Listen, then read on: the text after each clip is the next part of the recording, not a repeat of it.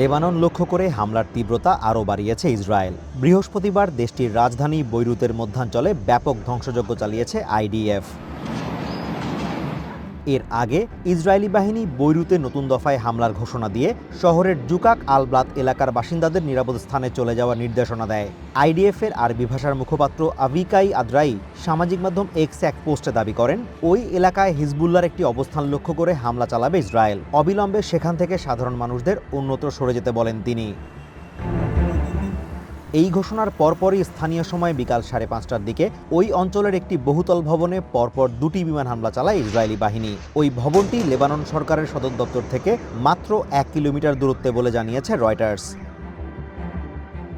এদিকে লেবাননের স্বাস্থ্য মন্ত্রণালয় জানিয়েছে, বুধবার দিবাগত রাতে দেশটির আরামুর মিউনিসিপ্যালিটিতে ইসরায়েলের বিমান হামলায় অন্তত 5 জন নিহত এবং 7 জন আহত হয়েছে।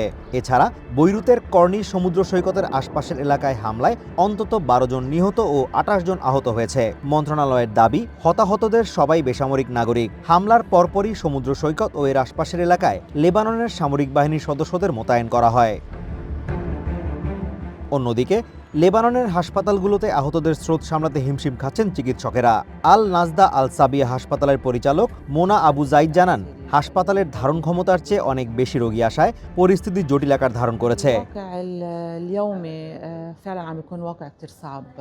পরিস্থিতি সামাল দেওয়ার পর্যাপ্ত প্রস্তুতি থাকার পরও যুদ্ধের ভয়াবহতার কারণে হাসপাতালে আগত আহতদের সংখ্যা উদ্বেগজনক হারে বাড়তে থাকায় সবাইকে সময় মতো চিকিৎসা দেওয়া সম্ভব হচ্ছে না বলেও জানান তিনি।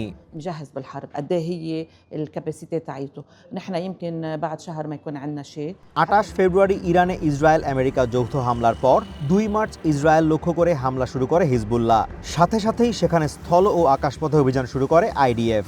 ইসরায়েলি হামলায় বৃহস্পতিবার পর্যন্ত অন্তত 600 নিহত ও 8 লাখের বেশি মানুষ বাস্তুচ্যুত হয়েছে, সেখানে আহত হয়েছে সহস্রাধিক।